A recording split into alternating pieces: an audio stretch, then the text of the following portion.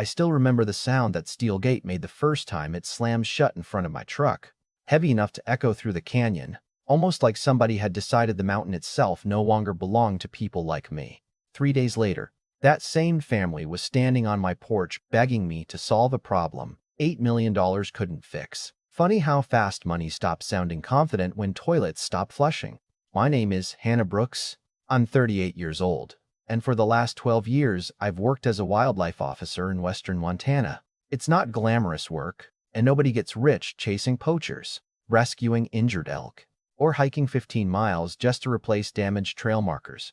But it paid enough to keep a roof over my daughter Lily's head. She's 12 now, all freckles and stubborn opinions. The kind of kid who'd rather spend a Saturday watching osprey nests than sitting in front of a television. We live in the same cedar cabin my grandfather built with his own hands back in the late 70s, tucked against the edge of the Bitterroot Mountains, where mornings smell like pine needles and wet earth. It isn't much by most people's standards.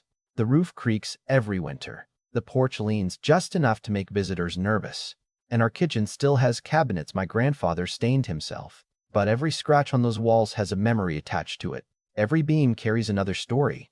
And after my husband passed away from cancer 6 years ago, that cabin became the one place where life still felt honest. Most people driving through would never even notice our property. They'd be looking past it toward the mountains, and honestly, I preferred it that way. Privacy out there wasn't something you bought, it was something you respected. At least it used to be. Everything changed when the Mercer family arrived. Everyone around town knew who they were before we ever met them.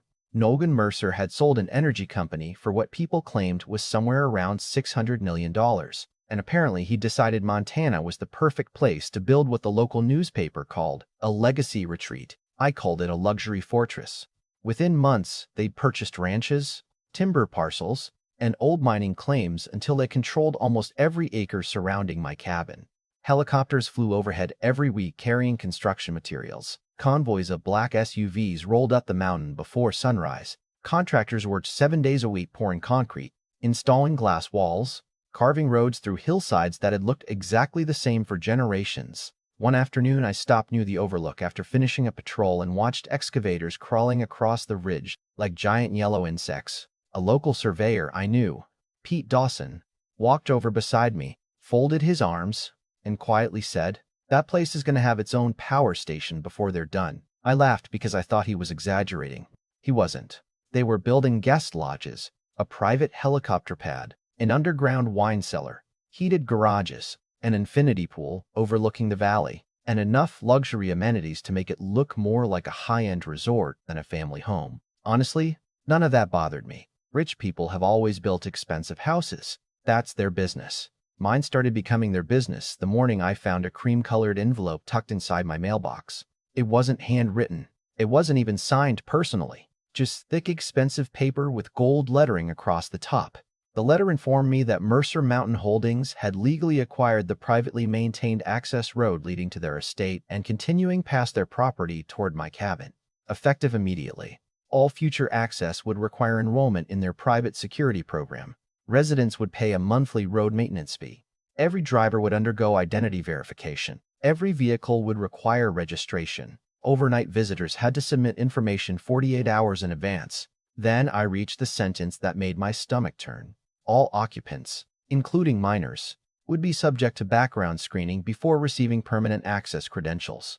I read that line 3 times before Lily looked up from the kitchen table and asked, "Mom, what's wrong?" I couldn't even answer right away. All I could think was, they wanted my 12-year-old daughter to pass a background check just so she could come home from school. The next morning, I drove down anyway.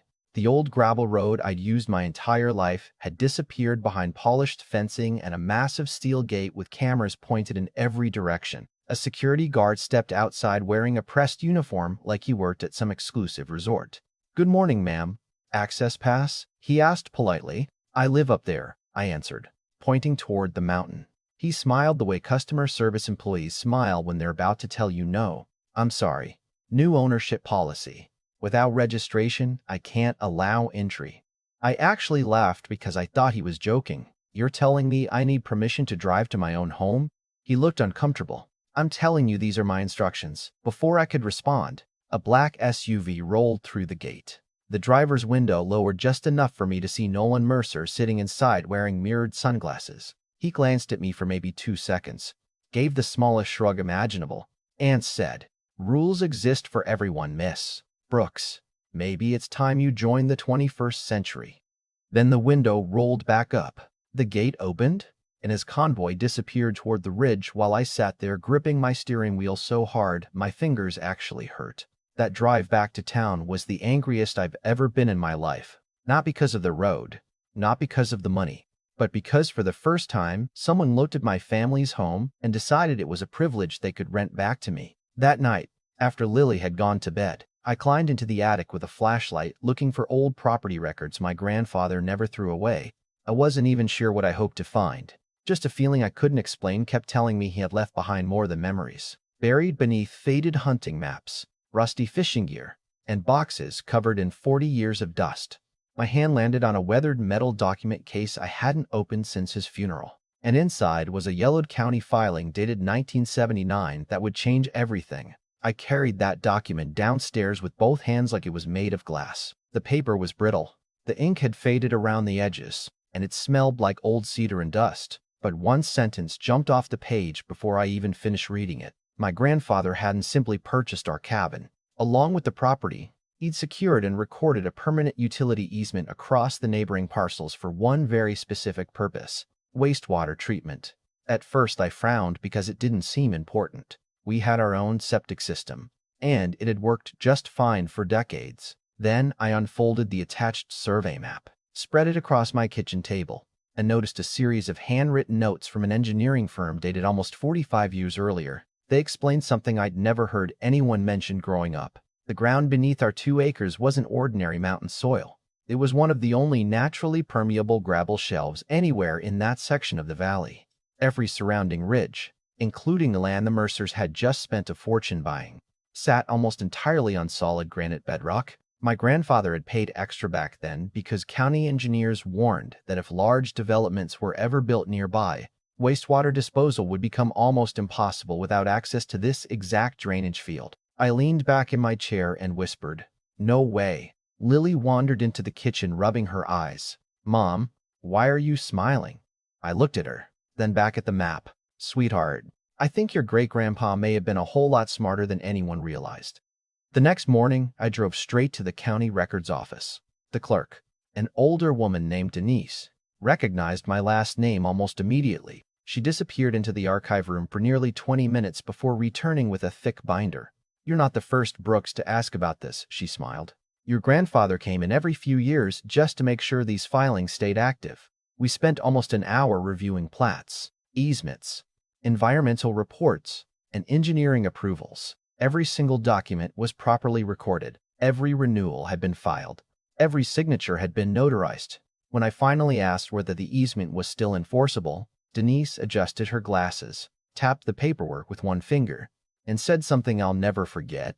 "Legally, it's stronger today than it was in 1979. I walked out of that office feeling something I hadn't felt since my husband died. Hope. Not revenge, not greed, just the quiet confidence that maybe the mountain hadn't forgotten my family after all. Still, paperwork alone wasn't enough. I needed to understand exactly how the Mercers project had been engineered. That afternoon, I called an environmental consultant named Laura Bishop, someone I'd met years earlier during a wetland restoration project. She agreed to meet me after work. We spent hours studying topographic maps, construction permits, and utility filings that had become public record. Every new document made Laura shake her head a little harder. Finally, she pointed toward the Mercer compound and laughed under her breath. "Hannah, they built the most expensive house in this county without asking the most important question." "Which is?" I asked. She smiled. "Where's the waste supposed to go?" She explained that because of environmental restrictions, the county would never approve untreated discharge into mountain streams. Bedrock prevented standard septic absorption. Large holding tanks required approved transfer points. The only fully certified disposal corridor within miles was the easement crossing my property. They had assumed they'd simply negotiate later because wealthy developers almost always got what they wanted. Except nobody had bothered checking whether the owner of that easement actually wanted to negotiate. Laura looked at me with the kind of grin engineers only wear when the math becomes unavoidable. "Congratulations," she said. You're standing on the single most valuable 2 acres in this valley. For the next several days, I barely slept. Every evening after work, I met with surveyors, environmental planners, and county inspectors. We weren't looking for loopholes. We didn't need any. We were simply confirming every legal boundary, every regulation, every requirement. I refused to make one careless mistake because I knew people like Nolan Mercer hired entire law firms whose only job was finding technical errors. If I was going to stand my ground, everything had to be flawless. Laura eventually proposed something brilliantly simple. Since the county had recently expanded its public compost treatment initiative for remote cabins, I could voluntarily redirect the unused capacity allocated to my easement toward that public system. Completely legal, completely documented, completely within my rights. Once approved, every gallon previously reserved for future private development would legally belong elsewhere until new agreements were negotiated. Would that stop them? I asked. Laura looked over her notes. It wouldn't stop construction, she answered. It would stop occupancy. That single sentence changed everything. We filed the paperwork. County officials reviewed it faster than I expected because all environmental standards were already satisfied. Within 2 days, the approval came through. I didn't celebrate. I simply folded the permit into the same weather document case my grandfather had left me and went back to work feeding injured hawks at the wildlife center. Life stayed strangely normal. Until Monday morning. Around 10 o'clock, my radio crackled with a message from Pete Dawson. "You might want to come down here," he said, trying not to laugh. "I think your neighbors just discovered physics."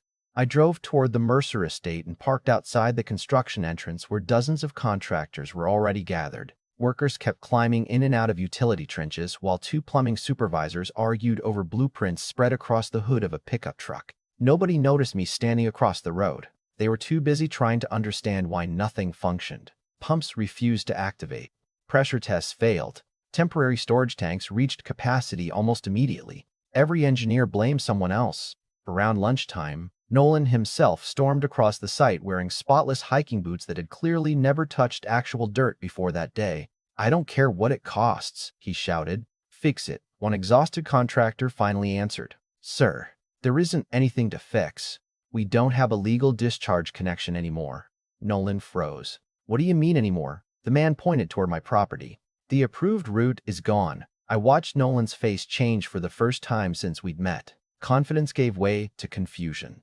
Confusion slowly turned into disbelief. The following morning, county vehicles arrived. Inspectors spent several hours reviewing permits before placing bright red notices across multiple entry doors. Temporary occupancy suspended pending wastewater compliance. No exceptions. No temporary permits. No move-ins. No final inspections. The giant estate that had consumed millions of dollars instantly became nothing more than an expensive shell sitting quietly on a mountain. News travels fast in small towns. By dinner, everyone at the grocery store was whispering about the Mercer project being delayed indefinitely. Some blamed government regulations. Others blamed incompetent contractors. Only 3 people actually knew the truth: Laura, Denise, and me. 2 days later, just before sunset, someone knocked gently on my front door. I opened it, expecting another delivery driver. Instead, I found Evelyn Mercer standing alone on my porch. Gone were the designer sunglasses and confident smile I'd seen at construction meetings. Her expensive boots were covered in mud. Mascara had run slightly beneath her eyes. She looked exhausted. "May I come in?" she asked quietly. I hesitated for a second before stepping aside. She glanced around our little kitchen, lingering on Lily's school drawings taped to the refrigerator and the old family photographs lining the walls. Finally, she looked at me and said, "I don't think we started this the right way." I poured 2 cups of coffee without answering. After several awkward moments, she sighed. "Nolan didn't realize your access would be affected." I couldn't help smiling. "Really?" She lowered her eyes. "He thought you'd eventually agree." "Agree to paying someone else for permission to reach my own home?" She had no response. Silence settled over the room until she quietly asked, "Is there anything we can do?" Before I could answer, another vehicle pulled into my driveway, a black luxury sedan. The driver's door opened, and a man wearing an immaculate navy suit stepped out carrying a leather briefcase. He looked less like someone visiting a mountain cabin and more like someone arriving for a merger on Wall Street. He adjusted his tie, climbed my porch steps, and introduced himself with a practiced smile. "Good afternoon, Miss Brooks. My name is Daniel Whitmore. I represent the Mercer family." I looked past him toward the fading sunlight over the mountains. Then, back at the old document case resting quietly on my kitchen table, something told me the real conversation was only beginning. The next morning, the valley felt strangely quiet, almost as if the mountains themselves were waiting to see what would happen. Daniel Whitmore arrived exactly when he said he would, this time with Nolan Mercer sitting in the passenger seat instead of hiding behind tinted glass. He stepped out without the expensive sunglasses, looked around at my little cabin for a long moment, then extended his hand. "I owe you an apology, Ms. Brooks." I looked at his hand, then at the old road stretching behind him. "You owe more than that. But it's a place to start." We sat around the same pine table where my grandfather used to sharpen fishing hooks every spring. Daniel placed a draft agreement in front of me. "We're prepared to restore full public access immediately," he said. "The gate comes down. Road maintenance becomes our responsibility. And we'd like to negotiate long-term utility access under terms acceptable to you." I didn't rush to answer. For days, I'd imagined this moment. And surprisingly, I didn't feel triumphant. Mostly, I felt tired. Fighting people with unlimited money drains something out of you, even when you're winning. I slid my own proposal across the table. Daniel read silently while Nolan washed my face instead of the paper. After several minutes, Daniel looked up. "Annual access fees. Independent inspections. No future expansion without written approval. Restoration of the original roadway. And a permanent scholarship fund?" I nodded. "The money isn't the important part. My grandfather protected this land long before either of us were here. I'd like his name attached to something that helps people protect places like this long after we're gone." Nolan leaned back in his chair and let out a slow breath. "I expected you to ask for something that hurt me." I smiled faintly. "This isn't about hurting you. It's about making sure nobody else gets treated the way my daughter was." He lowered his eyes for a second before quietly saying, "Fair enough." The negotiations lasted most of the afternoon. There were small changes to wording, adjustments to inspection schedules, and a few legal details neither of us cared much about, but our paperwork certainly did. In the end, every major condition stayed exactly where it started. Before signing, Nolan looked across the table one last time. "Can I ask you something honestly?" "Sure." "If I'd simply knocked on your door the first week and asked to work together, would any of this have happened?" I answered without thinking. "No. I probably would have made you coffee." He laughed once, shook his head, and signed his name. I signed immediately afterward. It wasn't the signature that felt satisfying. It was everything it represented. 2 days later, heavy equipment rolled back onto the mountain. But this time, nobody was building walls. Workers cut apart the steel gate section by section. Cameras disappeared. Concrete barriers were hauled away. Fresh gravel replaced the damaged portions of the road. And by the end of the week, neighbors who hadn't driven that route in months were waving as they passed our cabin again. Lily stood beside me watching the last truck leave. "So, we won?" she asked. I wrapped an arm around her shoulders. "Nobody really wins when pride starts the fight," I said. "But we protected our home, and sometimes that's enough." A month later, the first Brooks Conservation Scholarship was announced at the county high school. Watching students apply for funding in my grandfather's name meant more to me than the wire transfer that had cleared the bank days earlier. The money guaranteed Lily's education and secured our future, but the scholarship meant something bigger. It turned an ugly dispute into an opportunity for kids who loved these mountains as much as my family always had.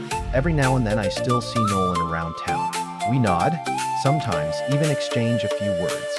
The bitterness faded faster than I expected, once respect finally showed up. Looking back, the strangest part isn't that a billionaire underestimated an old property record. It's that he underestimated the people who had cared for that land long before he ever arrived. My grandfather used to tell me that ownership wasn't proven by fences or gates. It was proven by responsibility. I didn't fully understand what he meant until all of this happened. So now I'd like to ask you something. If someone with unlimited money tried to push your family aside simply because they thought they could, would you have accepted a peaceful agreement like I did? Or would you have taken the fight even further? Let me know what you think in the comments, because I'm genuinely curious where you draw the line between justice and revenge. And if this story stayed with you, don't forget to like the video, subscribe for more real-life inspired stories, and share it with someone who believes respect is worth far more than money.